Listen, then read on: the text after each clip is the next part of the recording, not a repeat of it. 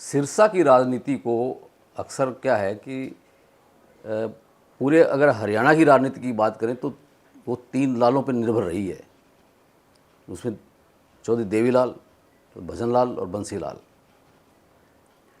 अब मनोहर लाल भी आ गए हैं। लेकिन जो सिरसा की राजनीति की जो आप बात कर रहे हो, उसमें चौधरी देवीलाल का दबदबा हमेशा रहा है। हालांकि शुरुआती दौर में देवीलाल भी कांग्रेस में रहे थे, लेकिन बाद में जब उनकी कांग्रेस से सियासी दाल नहीं गली तो उसके बाद वो उन्होंने अपना अलग से प्लेटफार्म बना लिया, नया राजनीतिक दल बना लिया और इस तरह से इन्होंने गठन किया।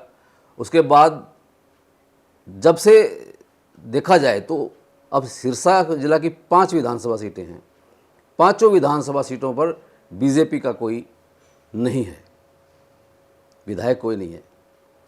सिर्फ अगर संसदीय सीट की बात करें तो भाजपा की इस बार जो है सुनीता दुग्गल जीत पाई थी लोकसभा में। लेकिन विधानसभा सीटें अभी भी उन पर जो कब्जा है वो इनेलो का है या जजपा का थोड़ा बहुत प्रभाव देख सकते हैं। तो फिलहाल तो सिरसा की राजनीति यही है। नहीं, अभी जो आज की डेट में भी मान लीजिए जैसे 2 इंडिपेंडेंट हैं, 2 इन लोग के हैं, बाकी एक कांग्रेस का है, एक बीजेपी का सिरसा में एलनाबाद और बाकी देखें तो उस हिसाब से क्या ये जो 2024 की विधानसभा के चुनाव होंगे वो इसी तर्ज पे होंगे, इसी तरह के नतीजे आएंगे? नहीं, उसमें ये देखा जाएगा कि भी जो आगे जो गठबंधन किसका होता है, गठबंधन करते हैं तो उसका अलग प्रभाव पड़ेगा। अदरवाइज़ फिलहाल जो है, जो आप हरियाणा के जो 3 सिरसा जिला की बात करते हो तो हरियाणा में जो रानिया की बात करें आप, एलनाबाद की बात करें आप, सिरसा की बात करें, डबवाली की बात करें और कालांवाली की 5 विधानसभा सीटें हैं।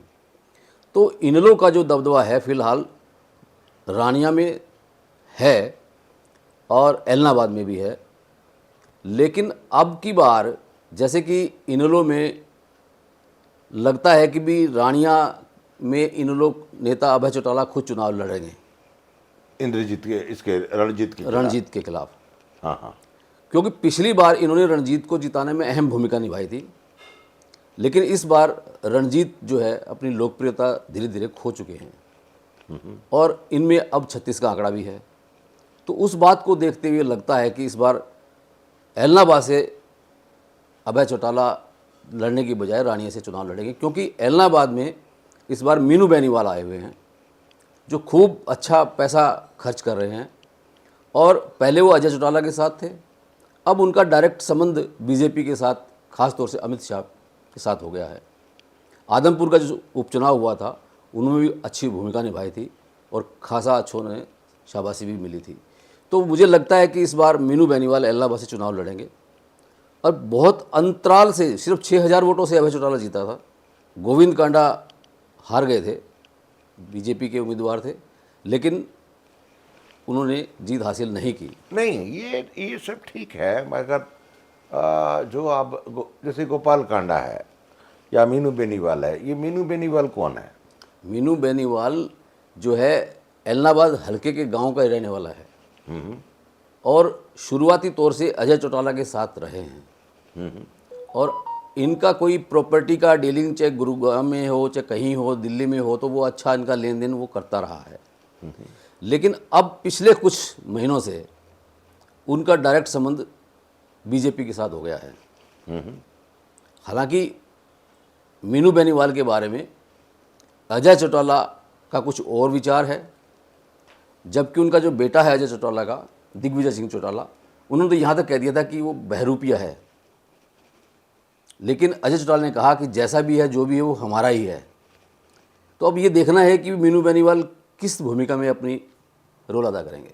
नहीं तो आपको लगता है कि अजय चौटाला के प्रोपअप करने से मीनू बेनीवाल अभय चौटाला के खिलाफ चुनाव लड़ने की कोशिश में है? बिल्कुल है, ये आप कह रहे हो? बिल्कुल है ना? बिल्कुल। और अगर हम हरियाणा की राजनीति को देखें तो हरियाणा की राजनीति आपके हिसाब से क्या है आज की डेट में? हरियाणा की राजनीति में ये है कि जैसे अब बीजेपी का और जेजेपी का गठबंधन की सरकार बनी है, सरकार चलती रही है, लेकिन अब पिछले कुछ दिनों से उनमें भी सियासी मतभेद उभर कर सामने आने लगे हैं। तो मुझे नहीं लगता कि भी ये सियासी मतभेद को चलते हुए ये गठबंधन देर तक टिकेगा। ये लगता है कि भी अब चुनाव आते आते धीरे धीरे ये गठबंधन टूटेगा, और अगर ऐसा लगता है कि 2024 के लोकसभा चुनाव के साथ ही अगर विधानसभा चुनाव करवाते हैं तो बीजेपी को कुछ हद तक फ़ायदा हो सकता है नरेंद्र मोदी के नाम से। अदरवाइज़ ये जो पिछले 5 साल जो गुजरे हैं, 4 साल, ये मनोहर लाल सरकार के लिए कोई बहुत अच्छे सुखद नहीं गुजरे हैं। जो इससे पहले 5 साल जो थे उनमें बहुत अच्छी तरह से सरकार इनकी चली है, बहुत अच्छा इन्होंने नाम कमाया, और उसी का फ़ायदा उठाते हुए ये दोबारा गठबंधन से सरकार बना पाए हैं। लेकिन अब जहाँ भी मनोहर लाल गए हैं वहाँ उनको विरोध का ही सामना करना पड़ा है। अभी सिरसा में जब 3 दिन तक इन्होंने रहा, जनसंवाद कार्यक्रम किए, तीनों जगह, चाहे वो कालांवाली हो, चाहे वो डबवाली हो, चाहे वो एलनाबाद का रानिया का इलाका हो, कोई हो, वहाँ हर जगह उनको काफ़ी कुछ सुनना पड़ा। और दरअसल बात यह है कि भी जो मनोहर लाल की जो कार्यशैली है, जो उनका करने का तरीका है, वो किसी की सुनते नहीं हैं। वो कहते हैं कि भी कोई अगर दूसरी पार्टी का अगर आ गया है तो वो नहीं रह सकता, इसको उठा ले जाओ, इसको पीट दो। मतलब इस तरह की भाषा एक मुख्यमंत्री के मुंह से सुनना बड़ा अजीब सा लगा। इसी तरह से डबवाली के अंदर एक महिला थी, उस महिला ने कहा कि भी नशे का यहाँ ज़्यादा चलता है, तो वो कहती है तू मेरी माँ के बराबर है, मैं तेरा बेटा हूँ, हम देखते हैं, कोई बात नहीं। लेकिन जब वो दोबारा उठी तो कहने लगी ये तो सीखी सिखाई आई है कहीं से, तो उसको भी बिठा दिया गया। इसी तरह से रानिया के गांव बनी गांव की सरपंच थी नैना झोरड़, उसने सारा कार्यक्रम वहाँ किया, लेकिन चूँकि वहाँ उसकी पति के साथ कोई झगड़ा हो गया था और उसी बात को लेकर के उन्होंने अपना बात कि मेरे जो है मामला जो है सुनवाई कोई नहीं हो रही है, 3 महीने हो चुके हैं, कोई मेरी कोई मदद नहीं कर रहा, कोई सुनवाई नहीं कर रहा, तो अगर हमारी इज्जत नहीं है तो फिर किसकी इज्जत रहेगी। तो वो कहती जी कोई नहीं, हम करेंगे, देखेंगे, करेंगे, लेकिन कब करोगे। उसने अपनी चुनरी उतार करके उसके मुख्यमंत्री कदमों डाल दी कि मेरे हमारी कोई इज्जत नहीं है। तो अगर वो चाहते तो उसको चुनरी को लेकर के और वो वापस उसके सिर पे उड़ाते कि बेटा कोई बात नहीं, तेरा काम करेंगे और जांच शुरू करवाएंगे। लेकिन ऐसा नहीं कहा कि इसको ले जाओगे, तो उसको भी नीच से मंच से उतार दिया, पहले मंच पे बैठाया था। तो इस तरह की जो कार्यशैली जो देखने को बदलाव जो है व्यवहार है, तो उसका मुख्यमंत्री को विरोध झेलना पड़ रहा है। इसी तरह से महेंद्रगढ़ में भी हुआ, उनको घर के अंदर कैद कर लिया गया था। तो ये जो देख रहे हैं ना हम बदलाव, उसका फ़ायदा अब कौन उठाएगा ये आने वाला वक्त ही बताएगा। इंद्रमोहन जी, हरियाणा में अभी जो नेता हैं वो सब जुगाड़ में लगे हैं, जोड़ तोड़ में। तो जो मेन इश्यूज हैं आपके हिसाब से वो क्या हैं? मेन इश्यूज हरियाणा स्टेट का मेजर इश्यूज क्या है? मेजर इशू तो है बेरोज़गारी, महंगाई और शिक्षा। इन तीनों मुद्दों के ऊपर कोई काम नहीं हो रहा है। मतलब दिन प्रतिदिन महंगाई बढ़ती जा रही है और बेरोज़गारी बढ़ती जा रही है, कोई किसी तरह का इस तरफ ध्यान ही नहीं है। अब अगर आप बात करो पानी की, बिजली की, तो वो भी बहुत जगह जगह कमी दिख रही है। तो ये जो बुनियादी जो ज़रूरतें हैं उसकी तरफ कोई ध्यान नहीं दे रहा। मुद्दे तो ये हैं मिस, अब उन मुद्दों की तरफ कोई ध्यान नहीं दे रहा। नहीं तो अभी जो लोकसभा के चुनाव होंगे, लोकसभा के चुनाव में तो खेल बिल्कुल अलग होगा। उसके हिसाब से आपको लगता है कि यहाँ किस में मुकाबला नज़र आता है? 3 तरफा होगा, 4 तरफा होगा, 2 तरफा होगा, किस तरफ कैसे होगा?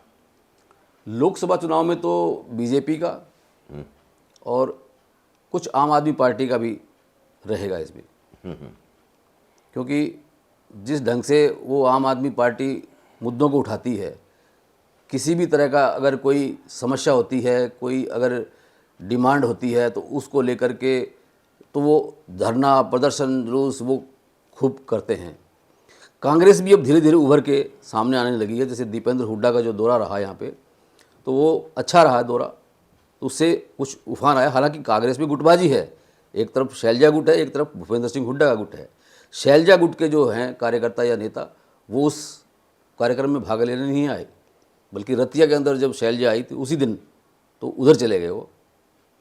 तो ये गुटबाजी भी कुछ हद तक खराब कर दी। जैसे कि अभी आज ही शैलजा ने बयान दिया है कि भूपेंद्र सिंह हुड्डा कहते हैं कि भी मुख्यमंत्री बनेंगे, ये बनेंगे, जो भी उनके समर्थक हैं, लेकिन वो तो हाईकमान तय करेगा कौन बनेगा। तो इससे लगता है कि भी अभी उनमें भी 36 का आंकड़ा है। हाँ नहीं, वो आंकड़ा तो है, विरोध है, लेकिन जब जनता का प्रेशर होता है, जैसे कर्नाटक में हुआ, तो उसके हिसाब से अगर जनता का प्रेशर होगा तो आपको लगता है कि ये लोग इकट्ठे होंगे, नहीं होंगे? अगर हाईकमान जोर देगा तो इकट्ठे हो जाएंगे। अच्छा। हाँ, लेकिन अभी जो आपने कहा कि दुष्यंत चौटाला का और जो ये चौटाला परिवार है, इसके कुछ एक होने की, क्योंकि आप तो सिरसा में बैठे हो, नहीं।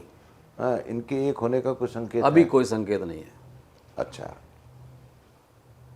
देखिए, राजनीति में होने को तो कुछ भी हो सकता है, लेकिन जिस ढंग से उनके बयान आ रहे हैं उसको देखते हुए लगता है कि भी बहुत बड़ा इनके बीच में अंतर आ चुका है।